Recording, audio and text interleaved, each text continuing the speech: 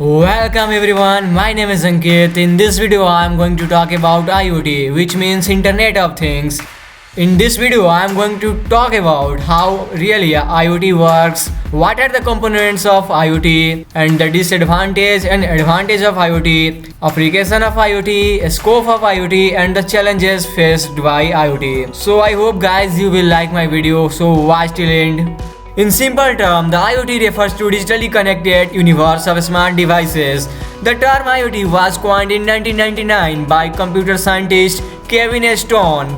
Do you know guys, global IoT spending is expected to hit 1.2 trillion in 2022. According to Cisco, 500 billion devices are expected to connected to internet by 2030. You will be surprised to know that there will be 22 billion connected devices worldwide by 2025. IoT technology can be in sectors like manufacturing, agriculture, healthcare, transportation, waste management, power distribution, etc. In simple words, IoT is an ecosystem of connected physical objects that are accessible through the internet. It is also referred as machine-to-machine, Skynet or Internet of Everything. Let's talk about what are the components of IoT. These are basically sensor, connectivity, data processing or user interface. Let's talk about sensor. A sensor is a device that detects and responds some type of input from the physical environment. The input can be light, heat, motion, moisture and pressure.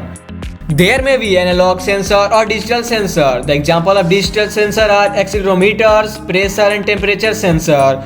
And analog sensor are pressure sensor, light sensor and sound sensor. Second is connectivity. It is a critical component of Internet of Things. IoT devices rely on network to communicate with gateway, applications, servers, routers and other IoT devices. This communication of transmitting and receiving data enables IoT devices to perform functions. These include examples like Bluetooth, Wi-Fi, mobile phones.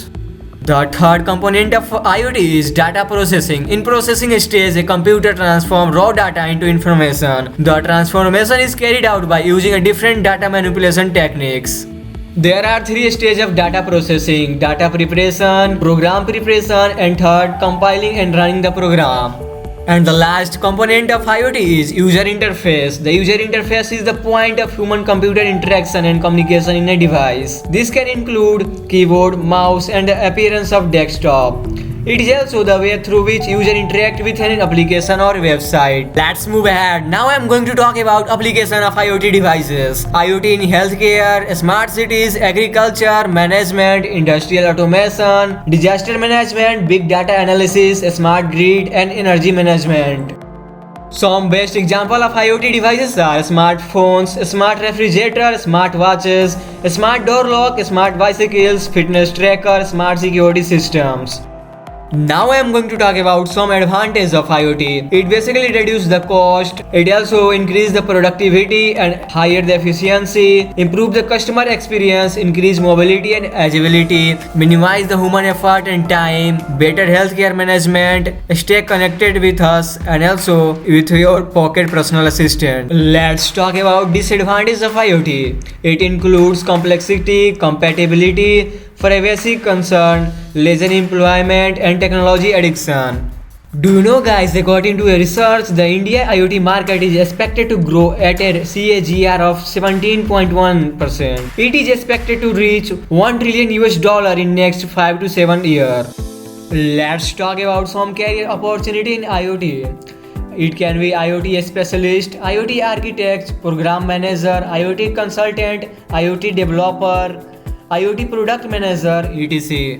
Let's talk about technology which are used in IoT. These are NFC, low energy Bluetooth, low energy wireless, low energy radio protocol, LTE and Wi-Fi direct. Now the question arises in your brain that what is NFC? NFC is a near field communication. It is a set of short range wireless technology.